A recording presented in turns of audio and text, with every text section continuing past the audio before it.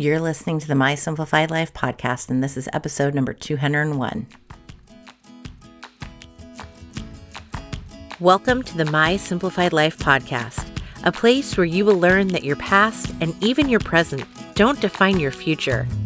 Regardless of what stage of life you're in, I want you to feel inspired and encouraged to pursue your dreams, simplify your life, and start taking action today.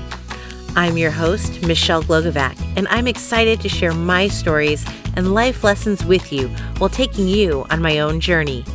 This is My Simplified Life.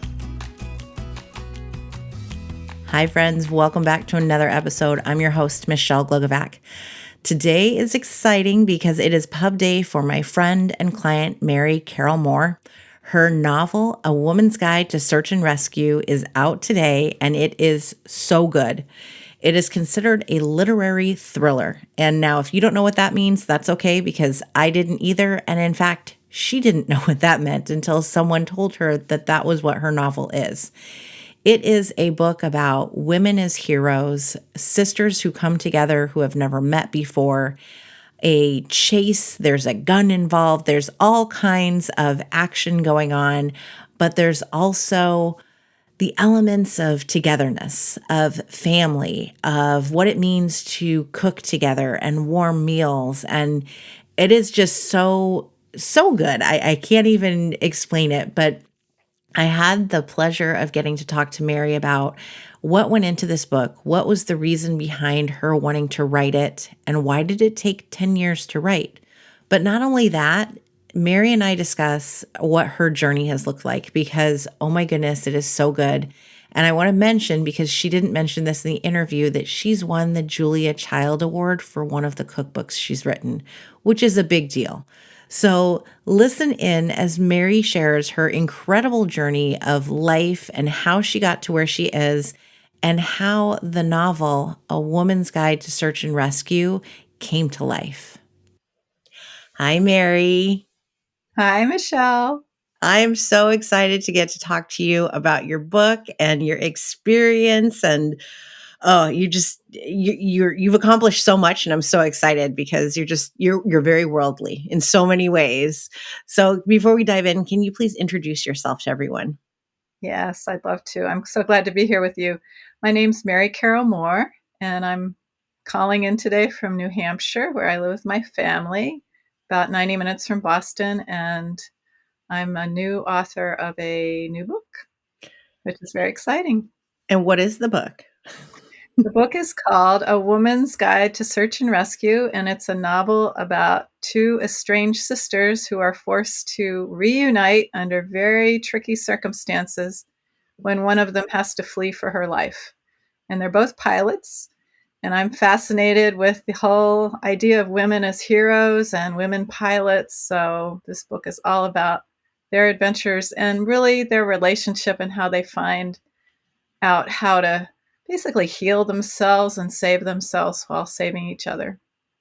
I love it. And so when this airs, it will be your pub day. So happy pub day to you. Thank you. I'm so excited. I can't believe it. It's been 10 years doing this book. So I'm just 10 years, thrilled. such a long time. Yeah, this one took a long time. I've written another novel, which didn't take as long. And I've written other books that really were blips on the screen compared to this one. This was like a marriage, it's not a date. It's a marriage, this relationship with the book. 10 years is a long time. That's common law property stuff. I know. Well, there you go. It's my property and I'm its property now. So I read the book. I absolutely loved it. I told you throughout the time I was reading it that I was enjoying it so much. And it's considered a literary thriller. Can you share, what does that mean for those who aren't in the literary world? I think that as a reader myself, like I wouldn't know what that means just in general. So what does a literary thriller mean, and how is that different from other novels that we might read? I didn't really know the term myself. One of the trade reviews, it wasn't Kirkus, it might have been Publishers Weekly, somebody called it a cross-genre book that was part thriller and part family saga.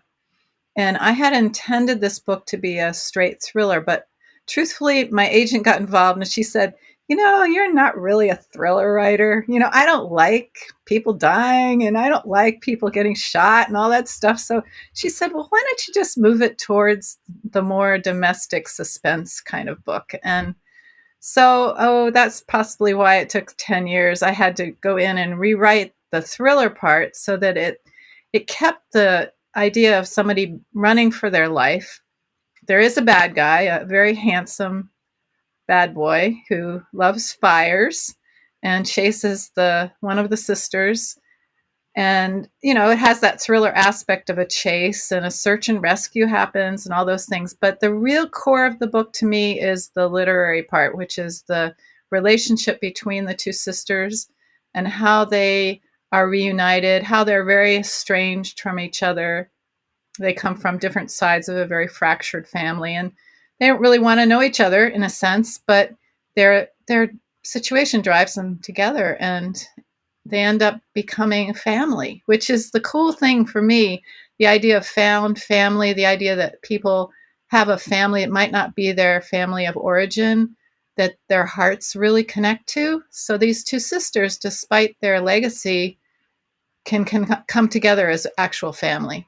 I mean, it takes the whole book to get there, but they do. And that literary thriller genre, evidently, that I'm learning, is the combination of this kind of more lyrical writing and the focus on character, plus the aspects of a tense plot.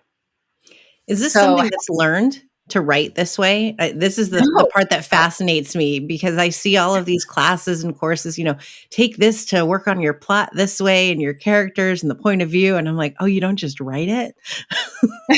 yeah.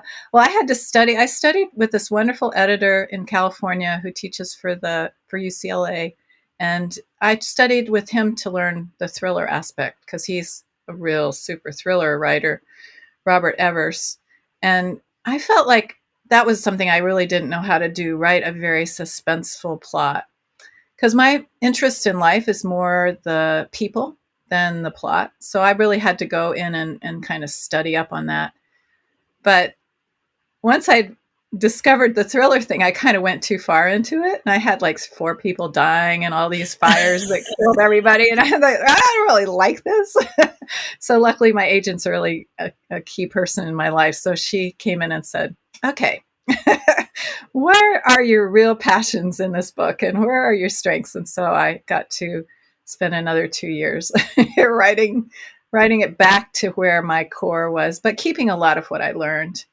But I don't think anybody goes into a book intending to, well, at least literary thrillers. I don't know how you'd intend to write a literary thriller, but there are people out there who do it.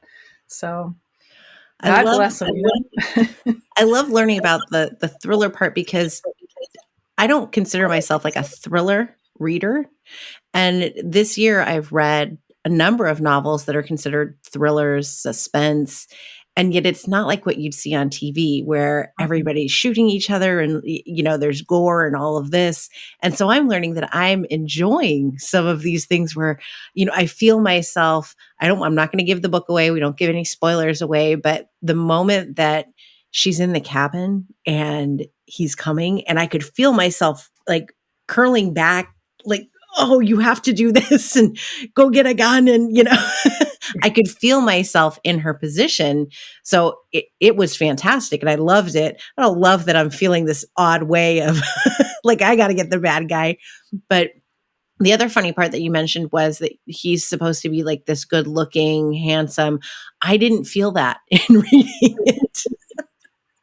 Well, back in her history, he was this cool charmer, who just happened to like to set fires, and so she gets involved with this really bad boy, but he's like so seductive and very interesting to her. And she's got this edge to her, so she's attracted. But his fires and himself get out of control. And so by the time they reunite at the end of the book, the scene you're talking about, he's really wasted and she can see him for what he is. And that's good. That's a sign that she's actually grown and she's come to the point where his kind of danger isn't for her. Right. So let's talk about how you got to this point to write this book. what was your life journey like? Because I know it and I love it. I find it fascinating. Share what it is that you intended to do in life and the pivots along the way. Well, I had a mother who was very, very unusual. She was a pilot. She got her commercial flying license at age 22, and that was during the war in 1942, I think it was.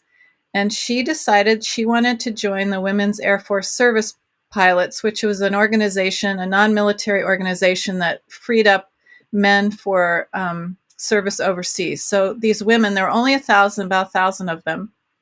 I think 1,800 actually got in, and about 800 dropped out. Were kind of, they call it washed out, just because it was so rigorous. My mom applied twice, and she finally got in, and there were 20,000 applicants, so she was one of the very few that got accepted. And she flew everything from small little Spitfire kind of planes to 4-engine B-29s, which is just like I. And there's a PBS documentary on the WASP, Women's Air Force Service Pilots, and it talks about how the men wouldn't fly the B-29s. They were too big and they were scary and all that stuff. And so they actually recruited the women pilots to teach the men how to fly the B-29s, which I thought was amazing. So my mom did 2 years of service in this amazing experience that she lived through. And then she was married, and she had 4 kids right after the other, one right after the other, and went to work full time, and really never went back to flying or talking about flying.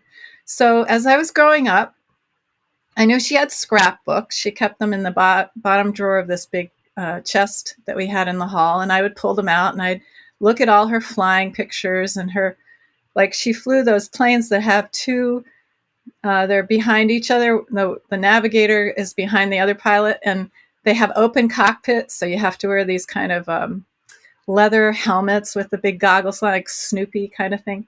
So I saw my mom in these pictures with these little outfits on, and I thought, Mom, what is this? And I was so fascinated with her and her experience as a pilot. And I thought, can women really do this? And so I came from this legacy of women being able to do pretty much whatever they wanted. You know, you could do stuff that only men did. So I really wanted to know how this works. How does a woman become this heroic in her own life? And when I tried to talk to my mom about it, you know, she really didn't want to go back there. She was still proud of it, but it was past history. Now she had kids, and she had a full-time job, and she didn't really have that interest in flying anymore. But to me, it was like this incredible secret that I grew up with. So I wanted to write a book about it, about women pilots and what would happen. You know, I found a flight instructor who was a student in one of my classes, and she taught me how to write a scene where a person took a small plane, crash landed it, and walked away. And she took it to her cohort of 2 other pilot training instructors and said, well, this teacher of mine wants to write a scene about this woman who survives a crash. How would it happen? And they brainstormed all these ways. And so I kind of learned how to create a pilot, a character who was a pilot. And that was kind of a way to honor my mom and bring back the amazing feeling I had about being the daughter of somebody who had a life like this. I love that. And it's very realistic. You know, the plane crash, the flying, the acrobatics, it's very thriller. Oh my gosh, I can see this happening. Like, you feel like you're there. So it's definitely accurate from what I would imagine.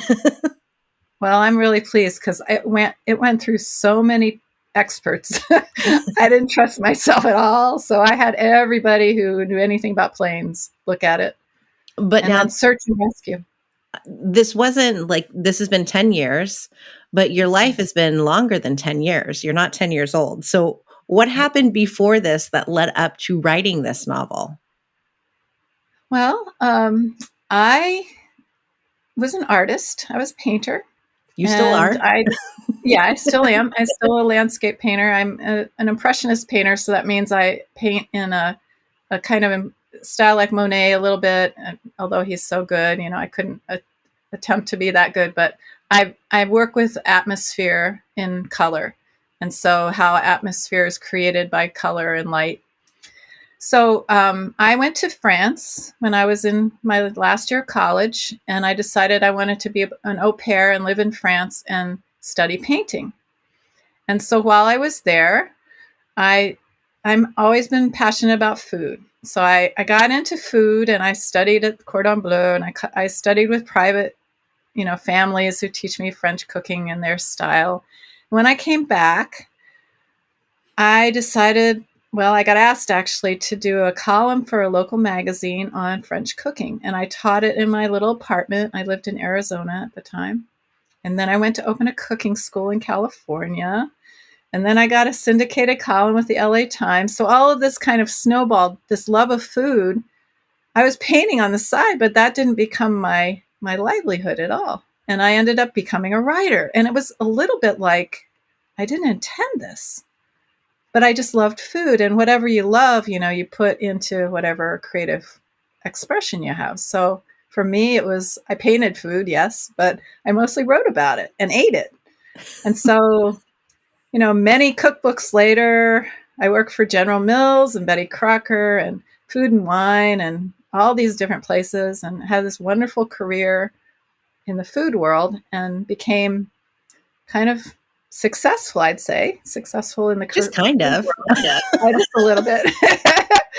I always smelled like garlic. That was the only downside. Worked in restaurants and studied with chefs and all. So then I got diagnosed with cancer. And in 2000, I got diagnosed with breast cancer. And there was a moment where I had to really, it was serious, and I had to really look at my life and say, if I died from this, would I be okay with what I've accomplished as a writer? And I thought, no. I've always wanted to write fiction. I've always wanted to write the story about my mom, the pilot story. And so I quit my job. I quit my food writing, and I went back to grad school and I got my MFA in fiction, and I started writing novels. And boy, it was such a life change. But sometimes, I know people who have survived cancer tell me that this is common, that you often look at your life because you get close to death, and you look at your life really seriously and you ask yourself, what am I missing? What haven't I done? And so not everybody would look at their life at that moment and think, I want to write fiction. But for me, it was a huge thing. And so that's what drove me. That's what occupied those years and drove me towards this book. I love it. And besides saying, I want to go write fiction, you went to grad school. I mean, you could have at that point been like, I'm not doing school. I'll just do something else, or just, enjoy life by relaxing. Or I love that this was that dream fulfilled, and that you went after it and you've accomplished it, and there's more to write. I know this because we've talked about what comes next, and I have all kinds of ideas for the characters. I know. You gave me such a great idea for the next book. So thank you. I'll dedicate it to you. Thank you. I'm good with the acknowledgement section. I love it. And so now that this is all coming to fruition, I mean, this is a really big deal. How are you feeling now? Do you feel like, okay, it's done, I can put it to rest? Obviously, you're writing another book. What is that feeling for you? Well, that's a really good question. I don't think I understood that I was really a fiction writer until I started to get the trade reviews in from Kirkus and Publishers Weekly and all those people. My first book was published by a small press, my first novel. It's called Qualities of Light, and it did pretty well. I got on NPR, and there was a little bit of nice publicity around it, but it was really a niche book. And I never really got trade reviews. I never did anything like that. So I didn't get that external validation that I was actually a writer who could write a novel that people who never knew me and had very broad experience in analyzing whether a book is good or not would say it was a good book. And so when about a month or so ago, when the reviews started coming in, and Kirkus actually selected me for their August magazine, which is a huge honor. I got a half page in that for just because they liked my book. So it transformed something inside me. Suddenly, I was not a food journalist who was trying to write a novel. I was actually a novelist. Mm-hmm. And so, for the first time in my history as a writer, I feel like I can stand up kind of proud about my book. I love my book. I love the characters. People are really, people have read the review copies before today, before the publication date, are saying they just can't put it down. They love it. And I feel so different about myself now. And so I can say, okay, I was a good food journalist, but now I'm a novelist. And it's kind of like standing up for yourself for the first time, saying, hey, Mom, look what I did. Oh, I love it. And I was one who couldn't put it down. I read it on a plane to St. Louis. I read it in Chicago. I finished it on Wow. a vacation because I couldn't put it down either. I wanted to know what was happening next. I That's thoroughly great. enjoyed it, and I don't blow smoke up anybody. I know you have so much experience with this. No. I'm really gratified to hear it. Thank you so much. No, I read, and it's funny. It's like wine. Like if I like it, then I like it, you know? If it's a good book that I don't want to put down, then I blow through it. And I know myself, I'm reading 2 books right now, and one was taking me a while to get through. The other is a client book who luckily I'm like, "Oh, this is so good." I'm just going Yeah, through it, again. Luckily I'm representing the client book. But yeah, you I just know. know, you know? And we're picky, aren't we? I mean, as readers, I find myself really, if I, so there's a wonderful writer named George Sanders who is another writer that writes on Substack, and I'm a Substack author as well. I have a newsletter there every Friday. So he has this thing about your engagement with the story, and the writer's responsibility is to make sure that there's no chance for the reader to go, huh, and then drop out. And so one of the things I had to work on was any huh place, and Mm, when you workshop a book, a manuscript with your agent or with other writers, they're looking for those dropout places.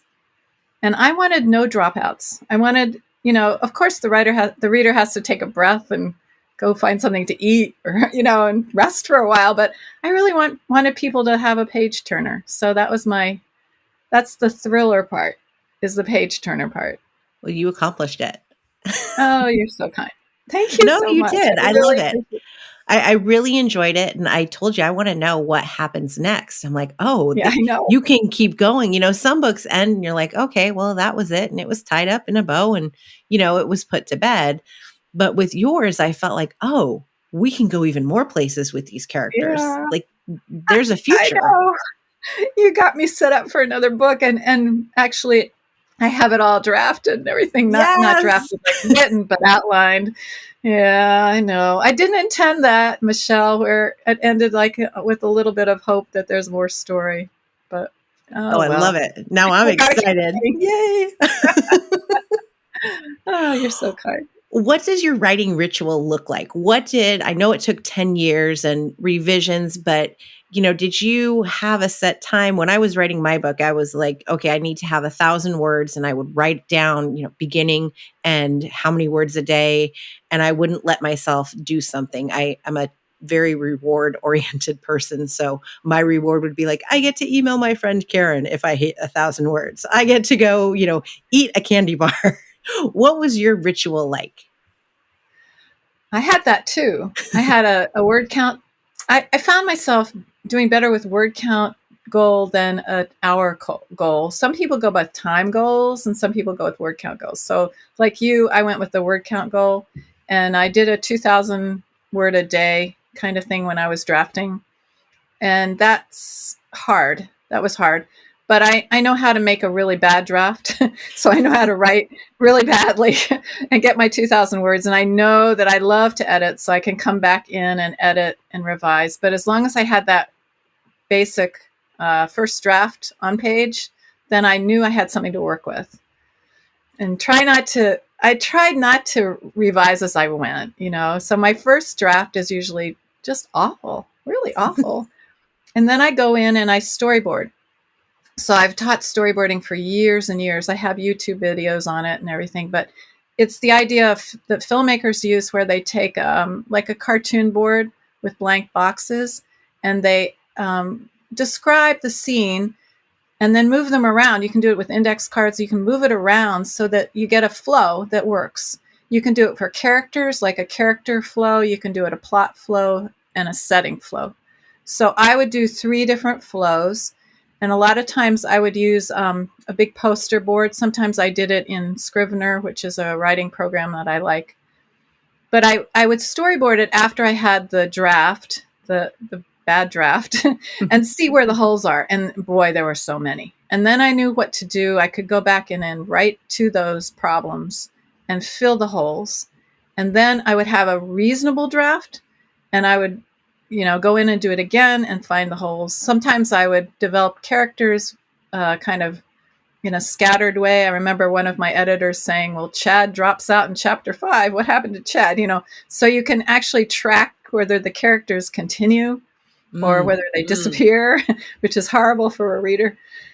So all of those things go into my second stage. My first stage is just getting the words on the paper, and the second stage is actually getting the flow done. And the flow work doesn't actually require the same kind of daily discipline that the writing work does, because I have to sit and think about it. So I get myself this big wall board, and I put that storyboard up on it. And you can see examples on my YouTube video channels. But then you look at it for a while, and you come in and you rearrange a couple of things, and you move a scene, and they say, no, the scene is just like that scene, so you take one out. And then you say, well, the characters are not growing here, so why do I have this scene? And then you take that out, and so you go all through it, and you create the flow. And then I would do my revision from that change, from the changes on the storyboard. And then I probably would have a pretty good draft at that point. And then I would start to get feedback. And that I use my writers group. I have a writers group of 4 women, published women, and 1 writing partner. And I would send it to them, and they would say, where the problems were. And then I would go back and write more. But this is kind of a roundabout answer to your question, because the daily writing that we were talking about, the word count, only happens for me in the early draft stage. Mm-hmm. And then once the draft is together, then I have to kind of check the flow, do the storyboard, and then I get back to the draft, and then I'm writing again, and then I do the feedback. And so it's kind of a, I don't know, 1 step forward, 2 steps back for a while. I love it. This is the first time I've heard such a thing. So because really? I always kind of figured in my head, I think if you're going to write a novel, then, I have to make my characters and like, what is all of the background information on each one? And, making sure that you don't forget what this person is or who they're related to, or, there's so many details that you could mix up along the way. So this makes sense to me. Like in my head, I'm like, oh yeah, I'm going to go check out your YouTube videos. And that's how I figure a novel would be. I forget who I was talking to. There was someone who said, start writing scenes. And so I do have a Google Doc in which I've started like, let me, if we do part fiction, part real life type of thing where it's interwoven. So nobody really knows unless they know you intimately of what's real and what's not. But writing down those scenes of, maybe this is something I want to include going forward type of thing. So I find it fascinating. Yeah. Well, I do what you're talking about character development. I do that too, but it depends on how I orient the book. Like everybody starts from a different place. I start often from what's happening, because I think from my journalistic background, I'm a little plot driven, the who, what, when, where, why part of a journalist's background. Mm-hmm. And then I have a basic plot, what happens. And then I come in and I look at the characters and I think, okay, what do I want them to do? What's their trajectory? What growth are they going to happen? What is going to start them off in a bad place and end them at the end of the book in a more developed place, more conscious, and then I can go in and do all the character studying and what they look like, what they eat, all that stuff. I love doing that, but that kind of stuff comes usually second for me. And other writers, they start with the person, and they'll develop the whole draft based on the character. So it's really, and others do setting. Like I was thinking Andre Dubois, who wrote House of Sand and Fog. That's a wonderful book. I talked to him at a conference once, and I asked, what did he start with in one scene? Did he start with the setting, which was a revolving restaurant, or did he start with what happens there? And he said he started with the setting.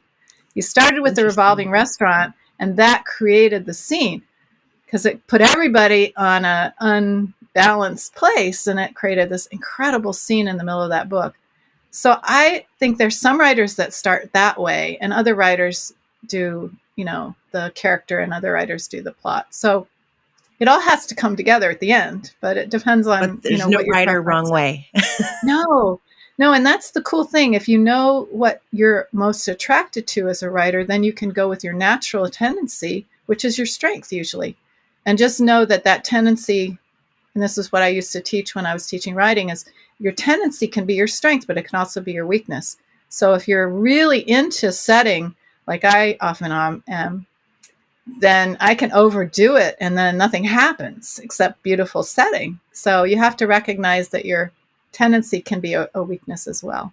Well, your settings were beautiful because I pictured all of it, the log cabin and then the grungier cabin and the hangar. I was there. I sat at the table and ate with the family. Thank you. You're great. Wow. No, you're great. Happy launch day. Yes, happy launch day. Where can everybody find you and buy the book? Well, my website is marycarrollmoore.com. And it's 2 R's, 2 L's, 2 O's. That's how I tell people, marycarrollmoore.com. And on there is the landing page for my book, so everybody can see it. And then all the booksellers carry it, like Amazon, bookshop.org, barnesandnoble.com. So you can go online and look for A Woman's Guide to Search and Rescue. And I would love to have you read the book. If you're like Michelle and you love it, that's so great. And you can email me from my website and let me know if you want. Thank you so much, Mary, and congratulations. Thank you. It was a delight to be here today. Okay, so you better be on Amazon or your favorite bookstore right now and buying A Woman's Guide to Search and Rescue because it was so good. I read it as quickly as possible because I wanted to know what was going to happen next to all of these incredible characters. I love hearing Mary's story and how she went from painting to cooking to cookbooks to then realizing that what she really needed to do before her life on earth is over was to write this novel. And it really, it hit me when she said that because it's something that I've reflected on a lot, even before last year when I had my health scare, of what is it that I need to do while I have this time to do it. So consider that this week as you go forward, because it's something very important that you don't want to leave with any regret. You want to be able to say that I spent the time on this earth doing exactly what I wanted to do and what I was meant to do. And make sure you set in some time to read those amazing books such as this one, because I swear to you, it will change your life. It'll make you think and maybe even pause to reflect on your own life. A very big happy pub day to Mary, and may all of the women in your life who are badass heroes be recognized for who they are, and give yourself a pat on the back because you're one of them.